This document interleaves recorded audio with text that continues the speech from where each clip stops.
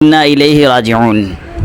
سامعین و ناظرین، آپ لوگوں تک یہ خبر پہنچی ہوگی کہ آج حضرت مولانا سلمان حسینی ندوی صاحب کا انتقال ہو گیا۔ انا للہ و انا الیہ راجعون۔ لیکن ان کے انتقال کے بعد سوشل میڈیا کے اوپر جنت اور جہنم کے سرٹیفکیٹ بانٹنے والے کچھ عالم، اپنے آپ کو کہنے والے، ان کی ہوڑ لگی ہوئی ہے۔ آپ اگر فیس بک، سوشل میڈیا کا فیس بک پلیٹ فارم اٹھا کر دیکھیں گے تو بہت سے لوگ ایسے ہیں جو ڈائریکٹ ان کو جہنم میں بھیج رہے ہیں، اور بہت سے لوگ ایسے ہیں جو ظاہر ہے کہ ان کے لیے ہمدردی رکھتے ہیں تو ان کے لیے دعائے مغفرت کر رہے ہیں۔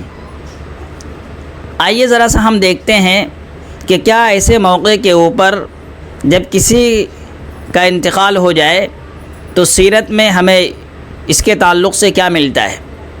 آج وہ تمام کے تمام لوگ جو حضرت مولانا کے انتقال کے اوپر اتنے سخت اور سست جملہ لکھ رہے ہیں، کیا ان کو سیرت کی کسی بھی کتاب میں نبی پاک صلی اللہ علیہ وسلم کی تعلیمات سے ایسے جملے ملتے ہیں؟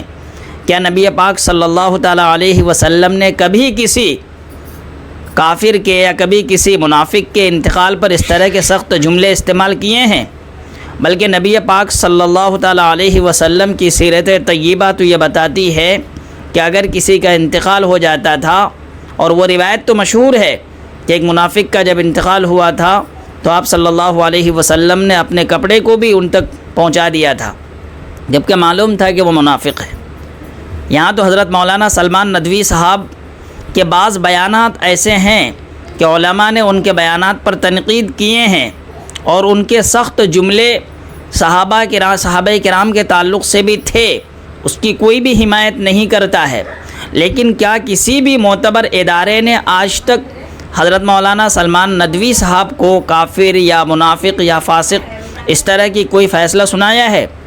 کسی معتبر ادارے نے ان کے تعلق سے کوئی بات کہی ہے؟ نہیں۔ ہمیشہ جن علماء نے، علماء اہل سنت والجماعت نے ان کے لیے کوئی کسی چیز کو اگر سوچا ہے تو ان کی اصلاح کی، ان کے بیانات پر متنبہ کرنے کی، تو یہ ساری چیزیں ہوتی رہتی ہیں۔ اسی لیے جنت اور جہنم کا فیصلہ آپ لوگ مت کریے۔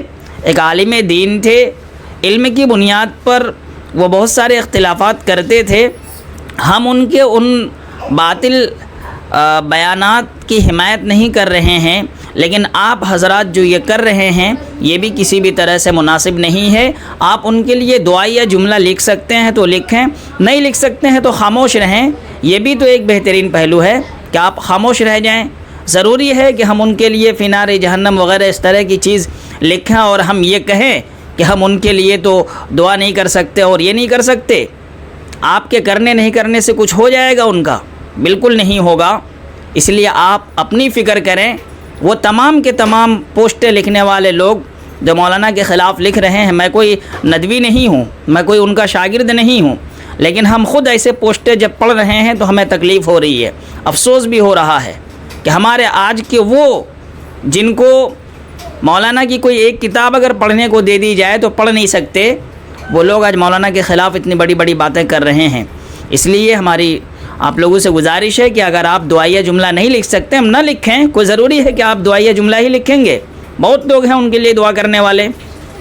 آپ کے نہیں کرنے سے کچھ نہیں ہوگا، لیکن آپ اپنی زبان کو خاموش رکھیں، اسی میں آپ کے لیے نجات ہے۔ من صمتا نجا۔ دوسری چیز، ہم نے ایک اور پوسٹ پڑھا، خاص طور سے میں ان کا نام لینا چاہوں گا، کفایت اللہ سنابلی۔ انہوں نے مولانا کے بارے میں بہت سخت جملے استعمال کیے ہیں۔ ان کو ذرا اپنی گریبان میں جھانک کر دیکھنا چاہیے کہ یہ امام حسین رضی اللہ تعالی عنہ اور اہل بیت کے قاتلوں کا ساتھ دیتے ہیں، اور یہ لوگ کھل کر ساتھ دیتے ہیں، اور امام حسین رضی اللہ تعالی عنہ کے قاتلوں کا ساتھ اس طرح سے دیتے ہیں کہ آپ کبھی سوچ بھی نہیں سکتے۔ ان کی کتاب پڑھنے کے بعد اگر آپ ان کو یزیدی کہیں تو یہ ناراض بھی ہو جاتے ہیں۔ تو یہ اپنی فکر کریں نا، یہ سلمان حسینی ندوی صاحب کی فکر کیوں کر رہے ہیں؟ یہ لوگ تو خود اگر کہا جائے کہ یزیدی ہیں تو اس میں کوئی شک نہیں ہوگا، کوئی دو رائے نہیں ہوگی، لیکن یہ لوگ بھی مولانا کے خلاف آج لکھ رہے ہیں۔ بہرحال سب لوگوں کا اعمال سب کے ساتھ ہے. لنا اعمالنا ولکم اعمالکم ولا تزر وازرۃ وزر اخری. قرآن نے صاف کر دیا ہے کہ اگر کوئی انسان غلط کر کے جاتا ہے تو اس کی سزا خود اس کو ملے گی، نہ کہ آپ اس کی سزا کا کہنے میں ذمہ دار ہوں گے. آپ لوگوں کو کوئی حق نہیں ہے اس طرح کی باتیں کرنے کی. سب لوگ اپنی فکر کریں، اپنے نفس کا محاسبہ کریں، اپنے گریبان میں جھانک کر دیکھیں اور اپنے آپ میں دیکھیں کہ ہم کون سا عمل کر رہے ہیں اور کون سا کام کر رہے ہیں. بہرحال انہوں نے اگر 50 غلطی کی ہے، غلط بیانات کیے ہیں، تو 50 کام انہوں نے ایسے بھی کیے ہیں کہ کوئی ایک کام ان کی مغفرت کے لیے کافی ہو سکتا ہے. وہ ساری تاریخی روایتیں اور اسلامی تاریخ میں ساری چیزیں ملتی ہیں.